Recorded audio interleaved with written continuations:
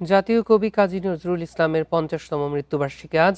নজরুলের সমাধিতে শ্রদ্ধা নিবেদন করছে সর্বস্তরের মানুষ। এ বিষয়ে আরও জানাতে ঢাকা বিশ্ববিদ্যালয় থেকে যুক্ত হচ্ছেন সহকর্মী খালেদ রায়হান। রায়হান, জাতীয় কবির মৃত্যুবার্ষিকী উপলক্ষে তার সমাধিস্থলে শ্রদ্ধা নিবেদনে আসা জনসাধারণের সমাগম কেমন দেখছেন?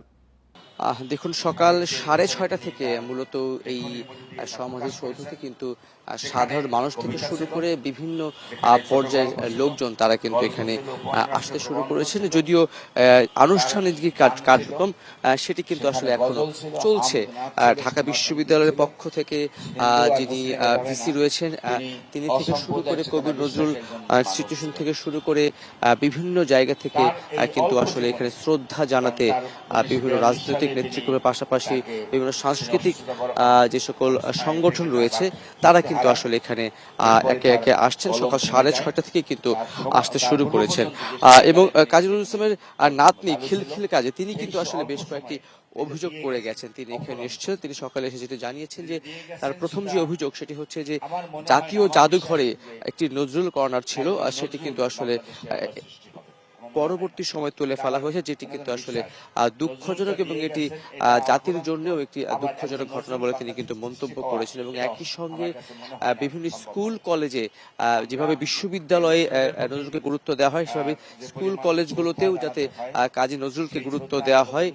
তার যেই বিদ্রোহী কবিতা থেকে শুরু করে তার যেই সারা জীবনের 23 বছরে তার যেই কর্মযোগ্য সেটিকে যাতে তুলে ধরা হয় সেটি কিন্তু আসলে তারা বলছেন। এবং একই সঙ্গে ঢাকা বিশ্ববিদ্যালয়ের ভিসি তিনিও কথা বলেছেন। তিনিও কিন্তু কাজী নজরুল ইসলামের যেই জীবন এবং তার যেই জীবনের যেখান থেকে তার শুরু সবগুলো নিয়ে কিন্তু আসলে আলোচনা করেছেন। একই সঙ্গে আমরা দেখেছি যে বিএনপির পক্ষ থেকেও ভারপ্রাপ্ত মহাসচিব জনাব রুহুল কবির রিজভী তিনিও কিন্তু আসলে এখানে এসেছেন। তিনি জানিয়েছেন যে সাহিত্যের এমন কোনো শাখা নেই যেখানে আসলে কাজী নজরুল বিচরণ করেননি।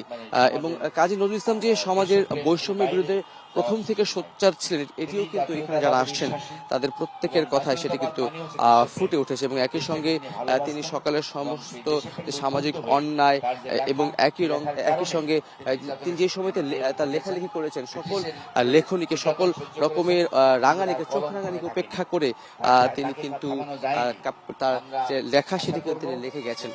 সব মিলিয়ে তার যে আনুষ্ঠানিকতা 50তম মৃত্যুবার্ষিকী উপলক্ষে সকাল 6:30 থেকে শুরু হয়েছে। ঢাকা বিশ্ববিদ্যালয় থেকে শুরু করে বিভিন্ন বিশ্ববিদ্যালয়ের শিক্ষার্থী থেকে শুরু করে যারা নজরুলকে নিয়ে গবেষণা করেন তারা বিভিন্ন রাজনৈতিক দল থেকে শুরু করে সাংস্কৃতিক দলে যারা রয়েছেন তারা কিন্তু সকাল থেকে আসছেন, তারা শ্রদ্ধা নিবেদন করছেন। এবং কাজী নজরুল ইসলামের যে 23 বছরের লেখনীতে যে বৈষম্যের বিরুদ্ধে তিনি লিখে গেছেন সেটি যাতে ধারণ করতে পারে এখনকার তরুণ সমাজ সেটিকে তারা আশা ব্যক্ত করছেন।